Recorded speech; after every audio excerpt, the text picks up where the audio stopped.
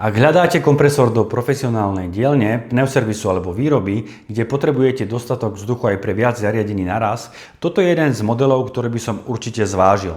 Toto je skrutkový kompresor Mantek KKS 15500 FD, má 11 kW motor, 500 litrovú vzduchovú nádrž a dokáže dodať od 590 až do 1500 litrov vzduchu za minútu pri maximálnom tlaku 10 barov.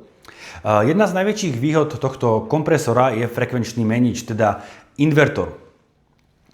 Čo to znamená v praxi? Kompresor nemusí neustále pracovať naplno.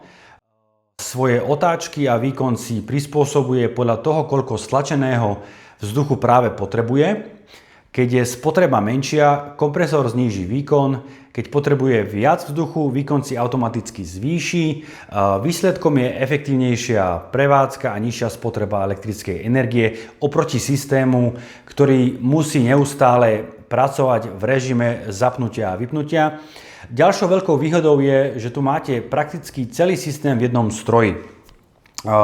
Kompresor má integrovanú chladiacu sušičku, predfilter. To znamená, že zo systému dostávate upravený a vysušený stlačený vzduch.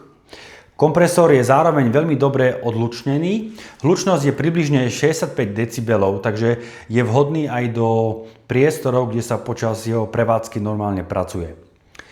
Ovládanie je riešené cez dotykový panel. Vidíte tu prevádzkové údaje, teplotu, prípadne chyby a dokonca aj informácie o tom, kedy bude potrebné meniť filtre, olej alebo separátor. Má tiež priamy pohon, veľký chladič a termostaticky riadený ventilátor a je konštruovaný aj na dlhodobú profesionálnu prevádzku.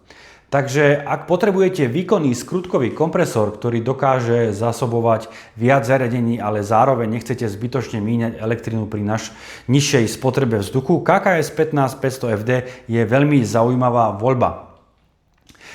Ak si nie ste istí, či je tento výkon vhodný práve pre vašu prevádzku, zavolajte nám do Manteku, povedzte nám, aké stroje používate a akú máte približnú spotrebu vzduchu a radi vám pomôžeme vybrať si správny kompresor. Taktiež môžete použiť kalkulačku, ktorá je na našej stránke dole v popise a vypočítať si, koľko vás to bude stáť alebo koľko si viete ušetriť s takýmto kompresorom.